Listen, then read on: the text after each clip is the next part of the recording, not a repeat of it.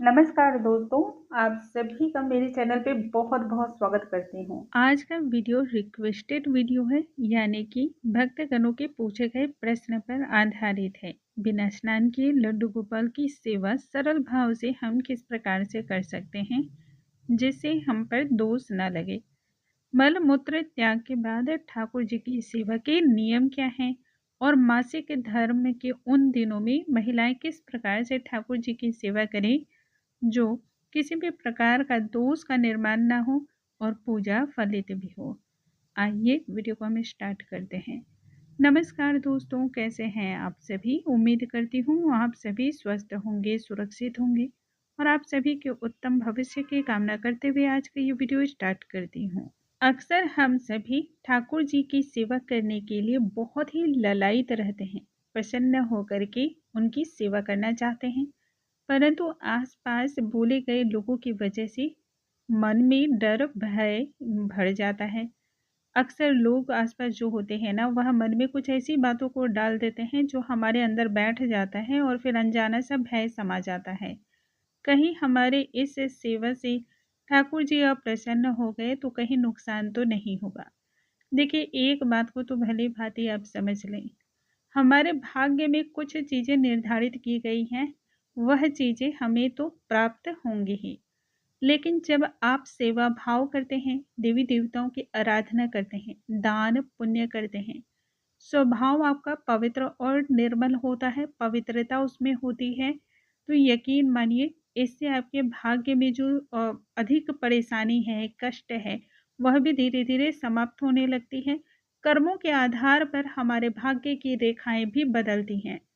कहने का मतलब है, यदि मान लीजिए कि आपके भाग्य में 4 वर्षों तक कठोर यातना और पीड़ा है, तो आपके कर्मों के आधार पर यह समय सीमा घट जाती है। पौराणिक काल से ही पूजा पाठ जप तप दान पुण्य इत्यादि के नियम बतलाए गए हैं। शास्त्र हमारा कहता है, यदि मनुष्य इन सभी कार्यों को करता है तो यह इहलोक तथा परलोक दोनों में ही सुख को देने वाले होते हैं। परंतु आज के इस भाग दौड़ भरी जिंदगी में हमसे हमारा काम तो हो नहीं पाता है, हम किसी और की सेवा क्या करेंगे।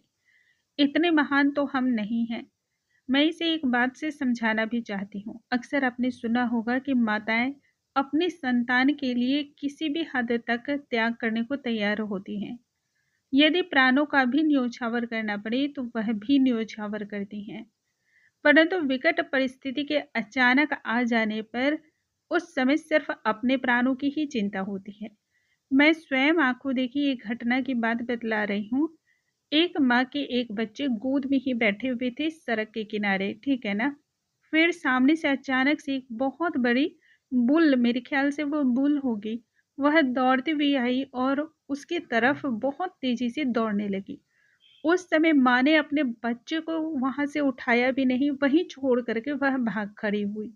थोड़ी देर बाद उसे ध्यान आया कि उसने अपने बच्चे को तो वहीं छोड़ दिया है। फिर वह पलट कर देखने लगी। अब यह सोच लीजिए आप कि ऐसा क्यों हुआ।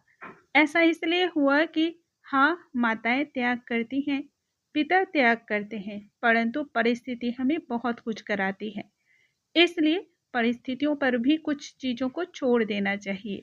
कहने का मतलब है, कुछ चीज़ें पूर्व से ही निर्धारित होती हैं, हम उसे कर्मों के द्वारा बदलते हैं। जैसे कि उस बच्चे के पास आते ही बुल बिल्कुल शांत पड़ गया था, बच्चे का बाल भी बांका नहीं हुआ।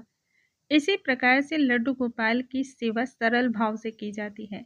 अन्य सभी देवी देवताओं की जब हम पूजा आराधना करते थे, पौराणिक काल से ही यह नियम थे, उनके प्रति बहुत सारे नियमों का हमें ध्यान रखना पड़ता था।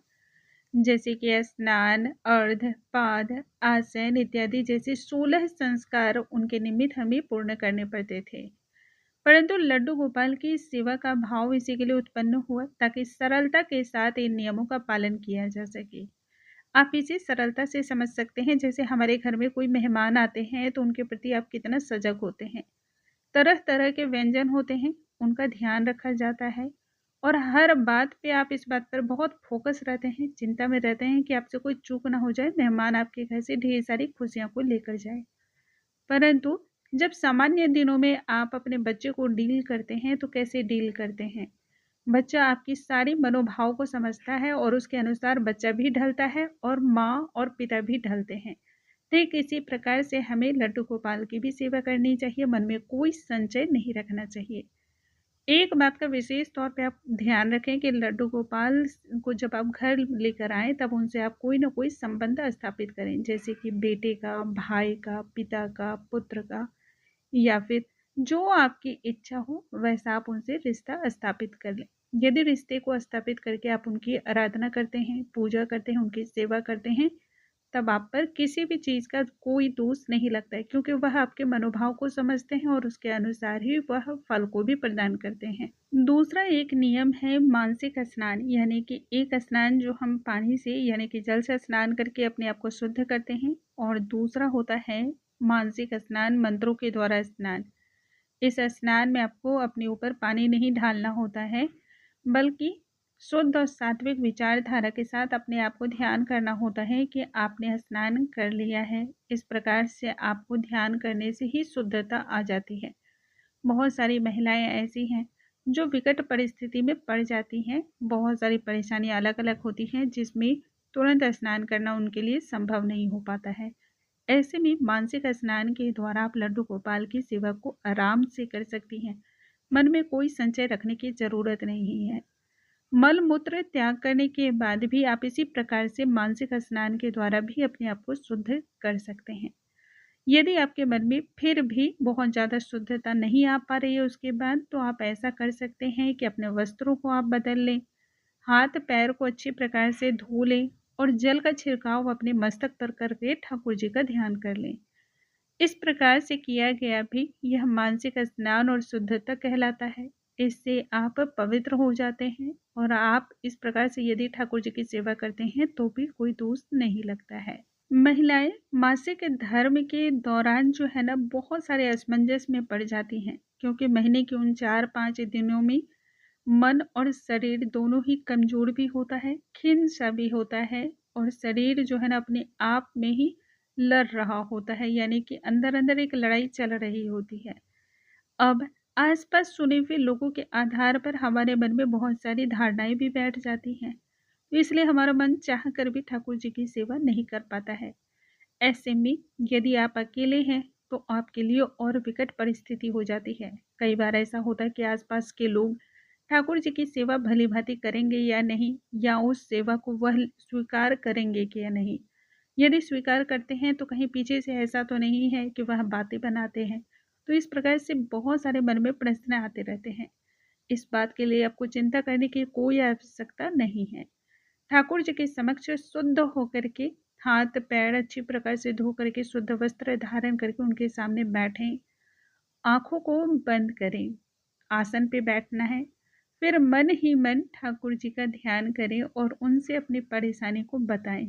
तत्पश्चात आपको क्या करना है, मानसिक पूजा उनकी करनी है। मन के द्वारा ही ठाकुर जी को उठाना है, घंटी बजानी है, प्यार करना है, लाड दुलार करना है, उन्हें भोग लगाना है, स्नान कराना है, दूध तुलसी विभिन्न प्रकार के पकवान उन्हें अर्पण करने हैं, खूब प्यार से उन्हें रखना है, धूप दीप अर्पण करना है, मंत्रों का जाप मानसिक रूप से ही आपको करना है। इस प्रकार से की गई पूजा जो है ना सर्वाधिक फल को प्रदान करती है। जब मानसिक पूजा आप कर रहे हों तब अपनी जीभ को तालू के ऊपर चिपका के रखें। ऐसा करने से मानसिक पूजा का पूर्ण लाभ मिलता है। उम्मीद करती हूँ आपकी जितनी भी समस्या होंगी आज उसका समाधान आपको जरूर ही मिला होगा। आज के वीडियो में हम इतनी ही बात करेंगे। यदि आपका कोई प्रश्न है तो कमेंट के माध्यम से ज़रूर पूछें, हम उनका जवाब देने की पूरी कोशिश करेंगे। अगले वीडियो में नई जानकारी के साथ हम फिर से मिलते हैं, तब तक के लिए नमस्कार दोस्तों।